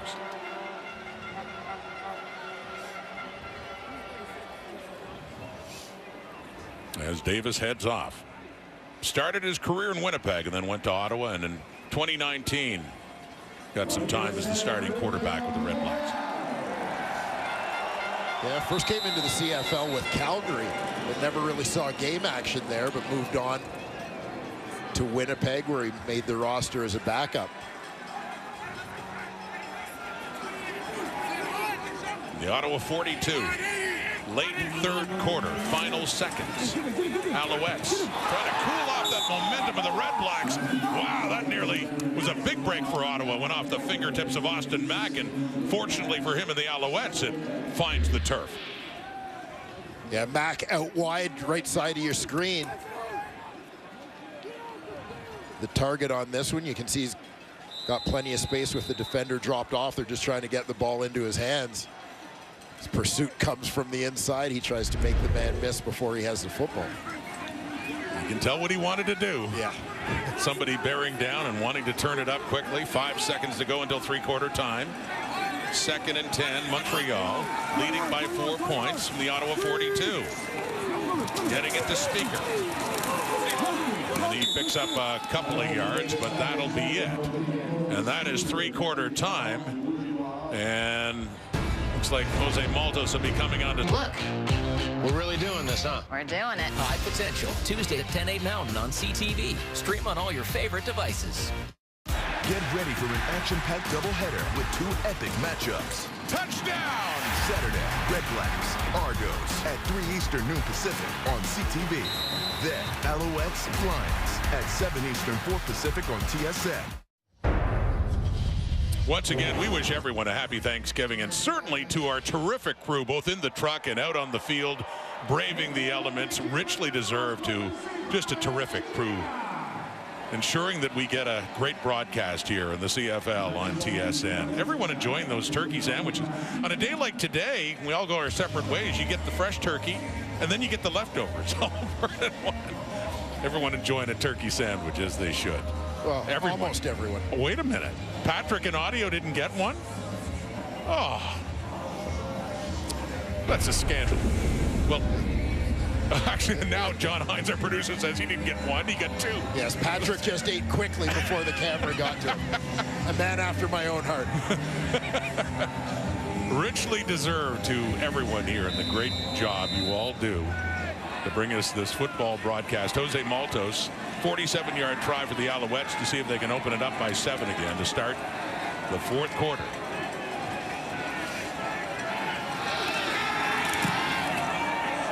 Got a breeze with his back, too.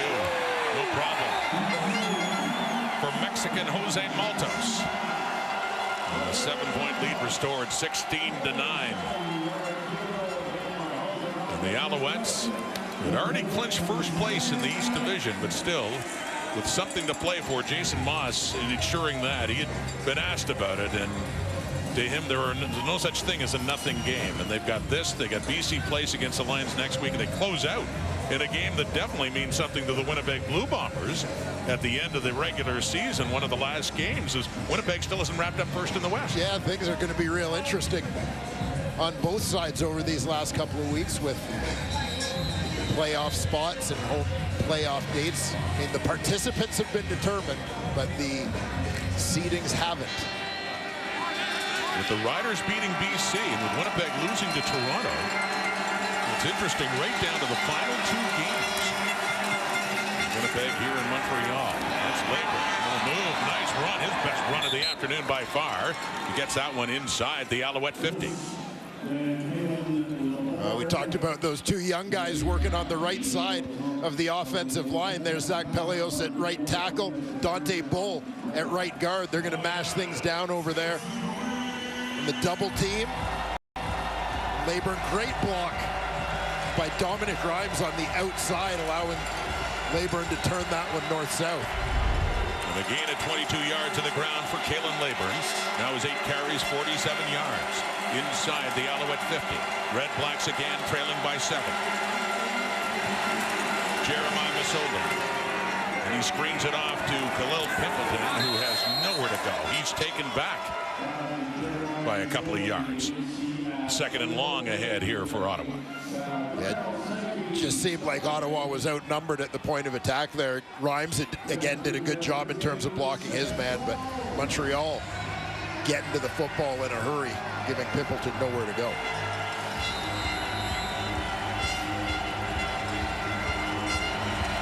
REDBLACKS have been in 2nd place for a while.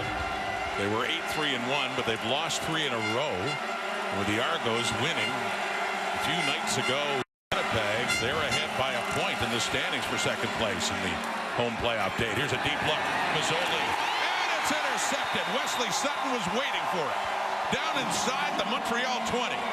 Turnovers and penalties had been hurting Ottawa heading into this game. Or a delicious chicken junior, plus a small fry and drink for only $5.69. It's a BFD. 2 players to keep track of on this interception, the intended receiver, Jalen Ackland, and Wesley Sutton, the defender who intercepts that football. Ackland is going to attack the seam between the 2 deep defenders. Sutton goes to the inside. Ackland doesn't recognize that he's falling back out. Neither does Masoli. Masoli threw the ball as Sutton had his back turned to Ackland. He puts it up there, but Ackland normally would have helped out his quarterback come back and try to break up the interception, but he didn't realize that he's coming back either. Alexander on the fake, and Bennett Williams is chasing him down. He ends up going out of bounds after picking up a couple of yards on that first down play for Montreal.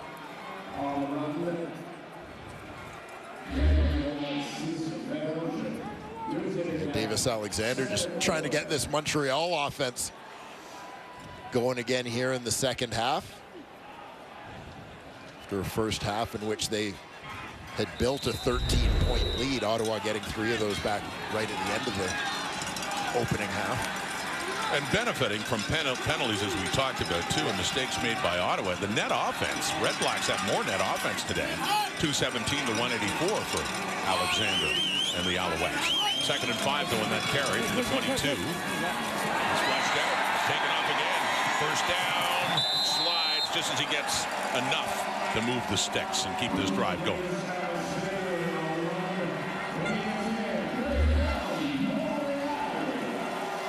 Alexander, quick look, nothing there, sees an opportunity, knows where he needs to get to for the first down, gets it. After taking a couple of hits in the first half of this ball game, just gets down safely once he picks up that first down yardage. Well, he hasn't played in a while, not since week 11. We do get reminded how he's not afraid to run the football, this young 25-year-old quarterback. Making his 4th start. From the 28, Walter Fletcher. One thing the Alouettes did say, Dwayne, beforehand, they want to be able to run the ball better. They want to be able to defend against the run better. That was kind of exposed against the Argos a couple of weeks ago. Yeah. Yeah, they seem to have looked at the idea of maybe playing with a little bigger lineup at times, particularly when they were playing with Moultrie at defensive end instead of D tackle. He's bumped back inside today, as mentioned earlier, with Mustafa Johnson out.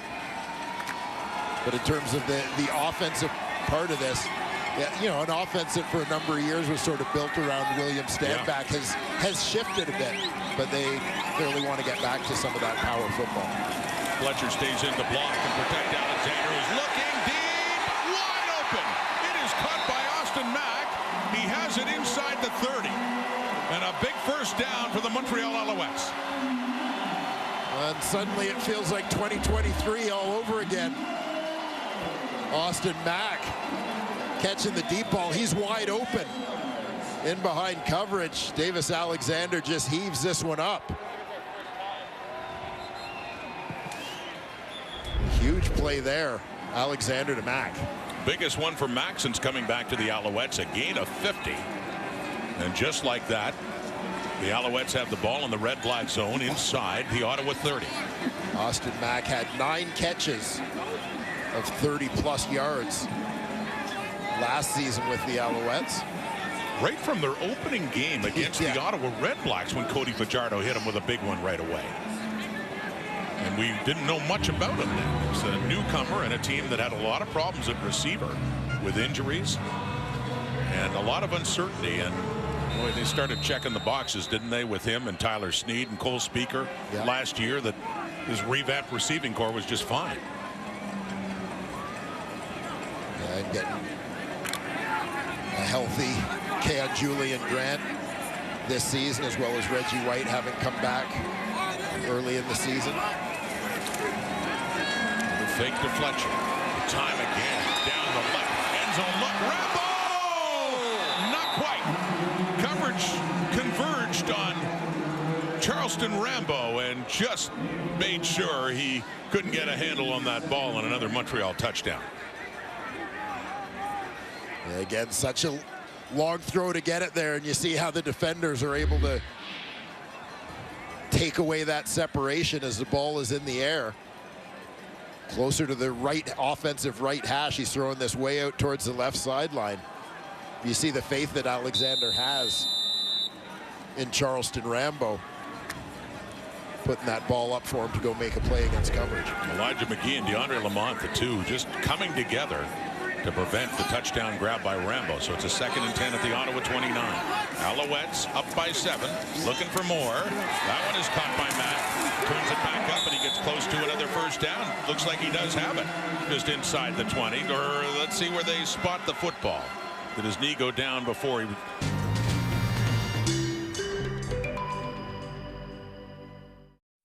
Simply Spiked Lemonade. Real fruit that left the farm and has seen too much to ever go back. Now introducing Simply Spiked Peach. It's getting juicy. We apologize for our loss of our signal back here in Montreal. Rod Smith, Dwayne Ford, Kenzie Lalonde with the Alouettes pressing for more points, up 16-9. Back now late in this game, just under 7 minutes to go. Davis Alexander, the starting quarterback today for the Alouettes, and it's a third down and a field goal situation coming up now. This is Alexander cheering them on as they head off now. That offense, they'll look to, as said, make it open it up to a 2-score game now. They can with the Maltos field goal. There you see Jose Maltos 3 for 3 so far on the day. A guy who's been a real positive story for the Alouettes this season, as you mentioned, filling in for the injured David Cote. He's won 18 away. Yeah, you try to keep me down, try to put me underground, but I'm only going higher. Just over 6 minutes on the clock here at Molson Stadium in Montreal on a holiday Monday. Thanksgiving, the Alouettes in charge, leading it by 10, 19-9, and looking for their 12th win of the season. Mazzoli to the right. It's caught. It's a first down. It's Pimpleton with another catch. The leading receiver for the Red Blacks has 17 more yards on the day. Good protection afforded Jeremiah Mazzoli there, allowing him to get this one out to Khalil Pimpleton.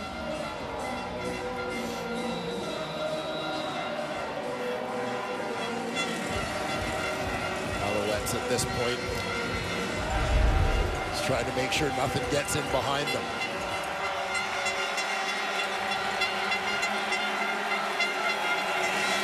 Into the Alouette zone.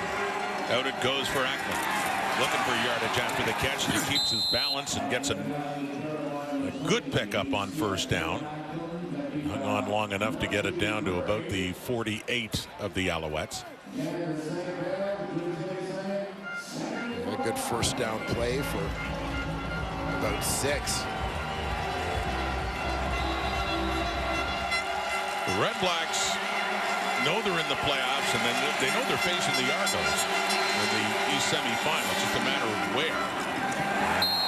A lot of motion on that play, misdirection. It goes in the hands of Leyburn, but it doesn't fool the Alouettes. And Wesley Sutton, who had a pick earlier, and that stalls the drive, still with 3 yards to go. You'll see Sutton does a nice job staying at home on this play, not getting sucked in by that motion going to the other side. And a cool play design with the behind-the-back handoff to Leyburn. Well, the Red Blacks down 2 scores, and under 5 minutes to go in the fourth quarter. Will go for it on 3rd and 3. It's in the Alouette zone at the 46. Here we go, Ottawa. Mazzoli passes it deep. Coming up for it is Ackland. He's got the ball. Ackland's inside the Alouette 15, and they get the first down. So here comes Ottawa, threatening again. They get a great look at this one as Jeremiah Mazzoli again is just going to put it up in the middle of the field, let Jalen Ackland go get it. Receivers essentially waiting for this one to come down a little bit. He had Ruffin shielded out of the play. From the 13, Ottawa, and no, closest is Ackland. That one heads off to the left and incomplete and out of bounds. Second down.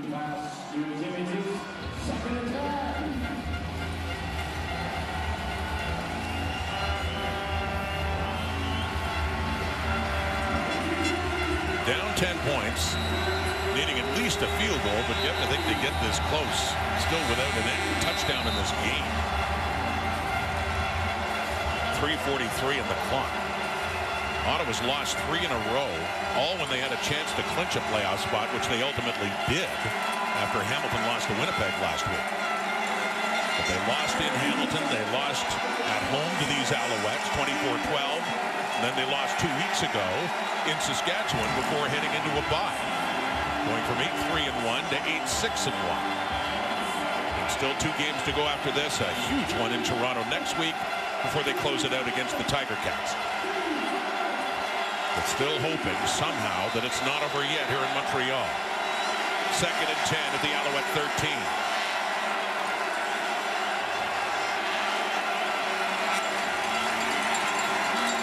Mazzoli chased out to the right and a flag comes out into the end zone. And it looked like it was a holding penalty coming up against Ottawa. Andre Miller's the intended target. Yeah, I suspect this one's going to go against the right tackle. Holding. Ottawa number 52. That penalty is declined. 3rd down. So they need a touchdown and a field goal, and it looks now like they'll take the field goal, get it back to within a touchdown. And Bob Dice, though, challenge flag in hand, but has not thrown it. Part of that may be recognizing desire to keep a timeout.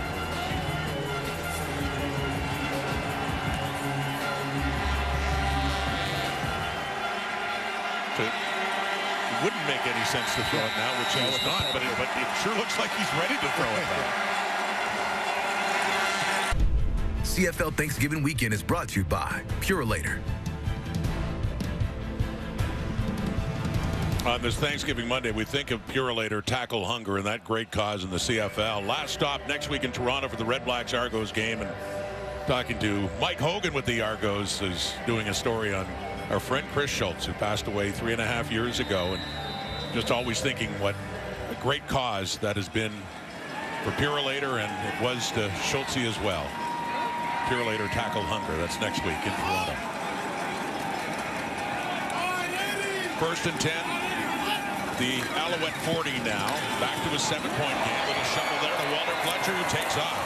Mr. Yards after the catch. Has some good yardage there, and a well-executed play for the Alouettes. A pickup of 11. Yeah, well-executed, high-percentage play for the Montreal Alouettes. Going to see the fullback motioning across the four. Could clinch home field against Ottawa in the playoffs with a win, and that one's on CTV, and then back on TSN Saturday. The Alouettes out to face Nathan Rourke and the BC Lions. Montreal will close it out back here at McGill against Winnipeg in a game of meaning right down to the final week, with the Blue Bombers yet to clinch first in the West. And that game will be followed by Saskatchewan-Calgary, by the way, which, if Montreal can beat Winnipeg, would mean the Riders with a win could take first in the West. Bennett Williams on the tackle there of Walter Fletcher. 7-point difference. Alouettes content to kill the clock at this point in time. But just getting back to that playoff picture, we prepare for this big 2nd down play. I mean, Montreal is taking care of their own business in the East, but they kind of control the outcome of things in the West. They really do. You know, the Rider fans will be paying close attention to the Winnipeg and Montreal in 2 weeks' time to determine the meaning against Calgary in the final game of the regular season. 2:17 on the clock. Pressure on Alexander. Wants to take off again. Cleon Lang got him by the shoe tops. Took him down. And a big one for Lang and Ottawa's defense, which will force the Alouettes to give Ottawa the ball back, down 7 points. And there's a recognition of the situation here for Davis Alexander as you keep an eye on Cleon Lang, second from the top, second from the right side of that defensive line. But Alexander, under pressure, doesn't want to force a pass downfield into coverage. He's basically decided running is the best option in this situation to protect the football, protect the field position as best as you can, but just nowhere to go with that one. So a timeout is called. 2:11 on the clock. Alexander off and Joseph Zima on to punt this one to Tobias Harris. Heading back there with Khalil Pimpleton. So 2 returners. Looking for a big return here with 2:11 on the clock. And needing a touchdown.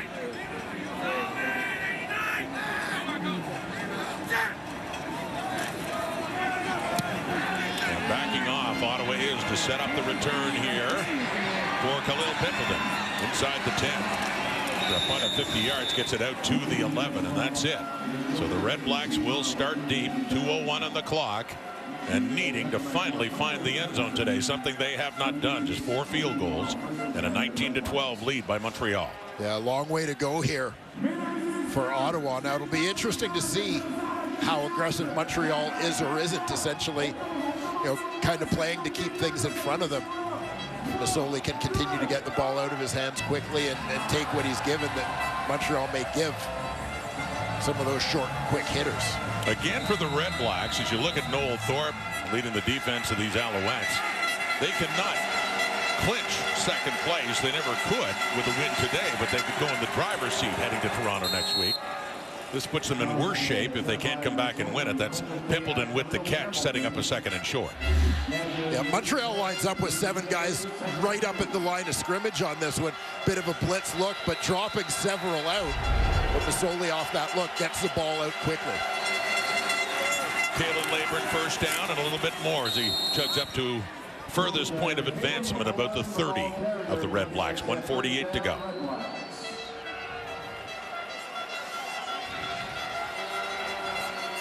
Darnell Sankey in the middle of that Montreal defense. Another big season for him.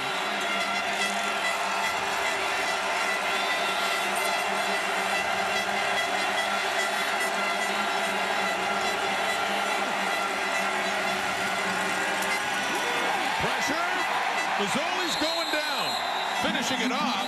Adeyemi Berglund and Dominic, but there was a lot of heat coming in from that Alouette defensive front. 2nd and long ahead for the Red Blacks now.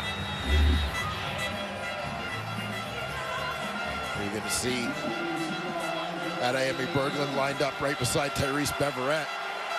Just to the inside. 2 men fan out and leave him a lane to get to the quarterback. 2nd and 15. That's caught by Pimpleton, turning it up, and gets just enough for the first down to keep things moving. See where they spot the ball. Yeah, maybe they're just going to say shy. Pimpleton stepped out. And he had lots of time to, in space it would appear, to get that first down. And just came up shy. It's not enough. Lorenzo Burns heading his way, but instead they're going to have to confirm it here. 3-down football at this point regardless for Ottawa, but this takes more time off the clock for them. With Mazzoli, who doesn't get it! Turnover on downs! A flag comes out. Right.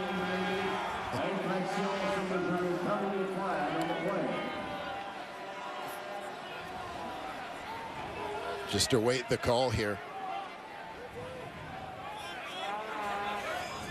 Offside. Montreal number 19. Well, 5-yard penalty. First down. Cantar too flag for that, but a break for the Red Blacks. When they had to go for it, of course, on 3rd down because they didn't get it before, and there you see why. So here we go, 1st and 10 on the penalty.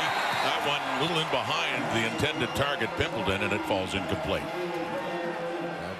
Ottawa dodged a bullet with that offside call. It was bad enough that it was taking up the time that they had to run the extra play to get that first down running the sneak. But the fact that you'd see Masoli, not a short yardage guy, right? Not usually the guy doing it. Their execution of the play showed that. They would have been turning over the football. 1:07 left in this game. The Red Blacks trying to avoid a 4th straight loss, but they're down 7 and a 2nd and 10 at their 45. Pressure coming. Mazzoli steps up. He won't get away. They've got him again. Isaac Adeyemi Berglund again. His first year with the Alouettes, the ex-Stampeder having a big one here to put it down to a 3rd and very long for the Ottawa Red Blacks. The guy who worked his way into the rotation in Calgary very early in his career, an opportunity to be an important part of what they were doing here in Montreal defensively. Here we go, 3rd and 15. Under a minute to go, and Mazzoli is running around Adiemi. Bergman was chasing him again. And he just throws it away in front of Jalen Acklin, and that is it. 45 seconds to go. Alouettes leading by 7, and they take over the football in the Ottawa zone as they can kill off the remaining seconds to claim their 12th victory of the season. Montreal did a terrific job getting pressure on Mazzoli in this possession. Obvious must-pass situation for the Ottawa quarterback. The Owls dial it up. And with that, victory formation for the Owls and 4 straight losses for the REDBLACKS, who go to Toronto next week, knowing it's a must-win if they want to go to Toronto. If they don't want to go to Toronto again for the playoff game, but the Argos in that race for second in the East are certainly in the driver's seat now as you look ahead. 9-7 Argo record. Ottawa falling to 8-7-1, a point behind. And Ottawa has not been a good team on the road this year. And if the Argos clinch with a victory next week in Toronto, they're assured of hosting Ottawa again for the East semifinal a couple of weeks later. Davis Alexander goes to 4-0, filling in for Cody Fajardo. And not as memorable a performance as some of his other games. 14-24, 208, and an interception, but ran the ball very well too. And a quarterback they know that they can count on when Cody Fajardo is not available. But Fajardo's number 1, and the Alouettes didn't need to win this game. They're already assured first place, but they did win it. 1-1 since clinching. Well, you mentioned not necessarily the big numbers we may have seen from Davis Alexander in other games, but the thing that stands out, Ottawa or Montreal quarterbacks, backup quarterbacks, undefeated, filling in for Cody Fajardo over the last 2 years. Very fitting on a Jason Moss team. Absolutely it is. Moss knows all about that. And the defending Grey Cup champions, first in the East, adding a win to their total. They'll head to BC Place next week, and a huge one now for second place for the REDBLACKS, heading to BMO Field in Toronto.